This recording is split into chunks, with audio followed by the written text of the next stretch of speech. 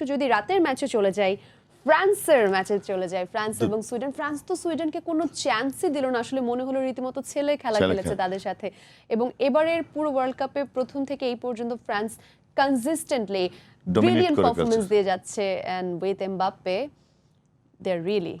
আমি প্রথমে আরেকদিন এসে বলেছি যে এইবারে যদি চিন্তা করা হয় বা সব ম্যাচ না দেখেও ফ্রান্সকে ফাইনাল পর্যন্ত যাওয়ার মতো সবচেয়ে কন্টেস্টিং এবং বেস্ট টিম হিসাবে আছে, যাদের টিমের ডেপথ এবং ব্রেঞ্চ এবং টিম ওরিয়েন্টেড সব কিছু মিলেই ফুল টিম স্কোয়াড যে এত বেস্ট একটা স্কোয়াড এসছে এবং তারা ধারাবাহিকভাবে পারফরমেন্স করে যাচ্ছে, সেখান থেকে সবচেয়ে অ্যাটাকিং যে ফরওয়ার্ড সেটা ফ্রান্সের সবচেয়ে বেশি, এবং সেটা এমবাপে এবং ক্যাপ্টেন লাস্ট ইয়ার থেকে সে অলরেডি কালকের 2 গোল সহ অলরেডি 6 গোল হয়ে গেছে তার।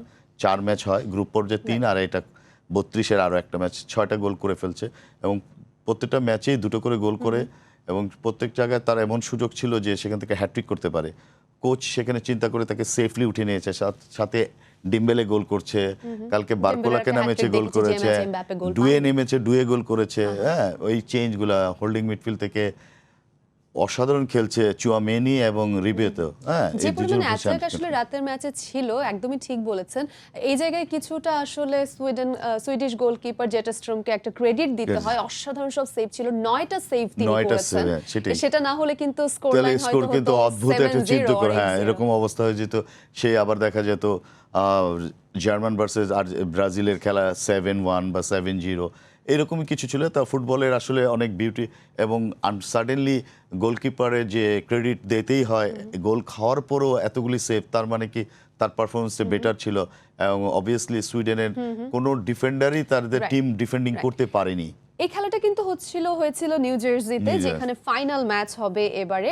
ঠিক নিউ ইয়র্ক থেকে এবারে আমাদের সঙ্গে যুক্ত হতে যাচ্ছেন স্ক্রিনে সাজিদ মুস্তাহিদ, আমাদের সহকর্মী। আমরা সাজিদ মুস্তাহিদকে দেখতে পাচ্ছি। সাজিদ, খেলা কেমন দেখছেন? অলরেডি সে ফ্রান্সের জার্সি পরে চ্যাম্পিয়নশিপ, আমরা ফ্রান্স নিয়ে কথা বলছিলাম। প্লিজ সাজিদ, আপনার কাছ থেকে শুনতে চাই। আমরা দেখেছিলাম নকআউট পর্বের প্রথম দিন কিন্তু বড় বেশ কয়েকটি দল কিন্তু বিশ্বকাপ থেকে ছিটকে গিয়েছিল, তবে দ্বিতীয় দিন তেমন কোনো অঘটন হয়নি। যে 3টি ম্যাচ হয়েছে, এই 3 ম্যাচে কিন্তু যেই দলগুলোকে ফেভারিট ধরা হচ্ছিল এবং যে দলগুলো প্রত্যাশিতভাবে আসলে নকআউট পর্বের পরবর্তী রাউন্ডে যাওয়ার জন্য মোটামুটি ফেভারিট ছিল, তারাই কিন্তু জয় পেয়েছে। তবে একটা ম্যাচের বা একটা দলের কথা, একজন খেলোয়াড়ের কথা বলতে হয়, তিনি কিলিয়ান এমবাপে। এই বিশ্বকাপের শুরু থেকে দুর্দান্ত ফর্মে আছেন কিলিয়ান এমবাপে। আমরা দেখেছি লিওনেল মেসিকে বিশ্বকাপের শুরু থেকে তাকে নিয়ে অনেক বেশি আলোচনা হচ্ছে। 39 বছর বয়সে তিনি যে ফর্মে রয়েছেন, সেটা অবশ্যই তাকে নিয়ে আলোচনা হওয়াটা যুক্তিযুক্ত, কিন্তু কিলিয়ান এমবাপেকে নিয়ে কিন্তু তেমন কোনো মিডিয়া হাইপ বা তেমন কোনো আলোচনা হচ্ছে না। তবে কিলিয়ান এমবাপে কিন্তু প্রতিনিয়ত, যেদিনও তিনি মাঠে নেমেছেন, অলমোস্ট প্রতি ম্যাচেই তিনি একটা না একটা রেকর্ড করেছেন, দুর্দান্ত খেলেছেন। আজকে তিনি 2টো গোল করেছেন, তবে তার কিন্তু হ্যাটট্রিকও হয়ে যেতে পারতো, কিন্তু ভাগ্য তার সহায় ছিল না দেখে কিন্তু কিলিয়ান এমবাপে হ্যাটট্রিক করতে পারেনি। ফ্রান্স দল যেভাবে ছুটে চলেছে তাতে বলাই যায় এবারে বিশ্বকাপে তারা অন্যতম ফেভারিট হিসেবে বিশ্বকাপে এসেছিল, এবং এখন পর্যন্ত তারা কিন্তু হট ফেভারিট হিসেবেই রাউন্ড অফ 16-এর জায়গা করে নিয়েছে।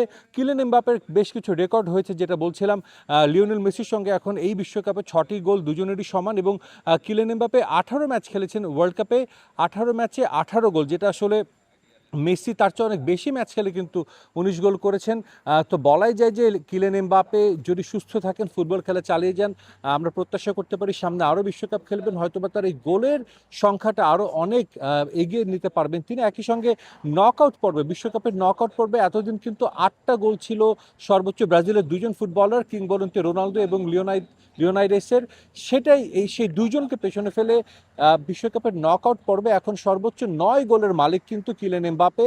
আজকে তাকে পুরো 90 মিনিট আসলে খেলাননি কোচ দিদিয়ের দেশম, কিছুটা আগে থেকে তুলে নিয়েছেন। পরের ম্যাচগুলো আমরা জানি আরও বেশি হাই ইন্টেন্স ম্যাচ হবে, প্রতিপক্ষ আরও কঠিন হবে, এবং সেখানে হয়তোবা কিলিয়ান এমবাপেকে দরকার দেখে আজকে কিছুটা সময় আগে তাকে তুলে নিয়েছিলেন কোচ। আমরা আগামীকালকেও বেশ কিছু ম্যাচ রয়েছে রাউন্ড অফ 32, এবং নিশ্চিতভাবে আমরা বলতে পারি যে ধীরে ধীরে রাউন্ড অফ 16-এর যে লাইন আপ সেটাও আমরা চূড়ান্ত হয়ে যাব। তো আমার কাছে যুক্তরাষ্ট্র থেকে এই ছিল সবশেষ খবর।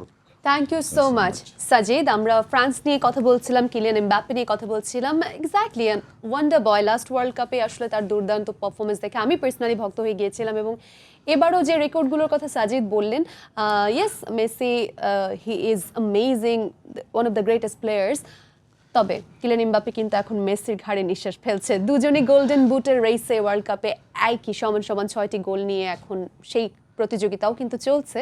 অন্যদিকে 18টি গোল ওয়ার্ল্ড কাপের নকআউট স্টেজে, দুর্দান্ত। আবার সর্বকালের সবচেয়ে বেশি গোল যেটি মেসির আছে এখন, সেটি ছুঁতে কিন্তু এমবাপ্পের আর একটি গোল প্রয়োজন। হ্যাঁ, আসলে এখানে যদি গোল্ডেন বুটের যে দাবিদার বলা হয়, সেখানে সবসময় গতবার থেকে এই কম্পিটিশনটা ছিল এবং সেখানে কিন্তু এমবাপ্পেই জিতেছিল। হ্যাঁ, সেই জায়গা থেকে এইবারও আবার শুরু করেছে সেখানে, এবং যে ম্যাচগুলি যাচ্ছে ধারাবাহিকভাবে, যেটা বলল সাজিদ ভাই, যে এমবাপ্পে আসলেই আরও এখন যে বয়স, তার বয়স হলো 27 বছর। যদি নর্মালি সে সুস্থ থাকে তাহলে আরও 2টা ওয়ার্ল্ড কাপ নর্মালি খেলতে পারে। আর যদি মেসি বা রোনাল্ডোর মতো ফিটনেস রাখে, তাহলে 40 বছর পর্যন্ত যদি খেলে, তাহলে তো কোথায় যাবে সেটা বলা যায় না।